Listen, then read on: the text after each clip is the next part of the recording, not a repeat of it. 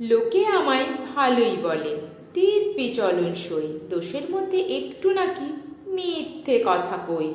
ঘাটশিলাতে যাবার পথে ট্রেন ছুটেছে যখন, মায়ের কাছে বাবার কাছে করছি বকম বকম।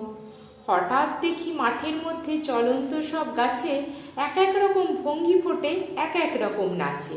ও মা দেখো নৃত্যনাট্য, যেই বলেছি আমি, মা বকে দেয়, বড্ড তোমার বেড়েছে ফাজলামি। চিড়িয়াখানার নাম জানো তো আমার সেজ মেশর, আদর করে দেখিয়েছিলেন পশুরাজের কেশর।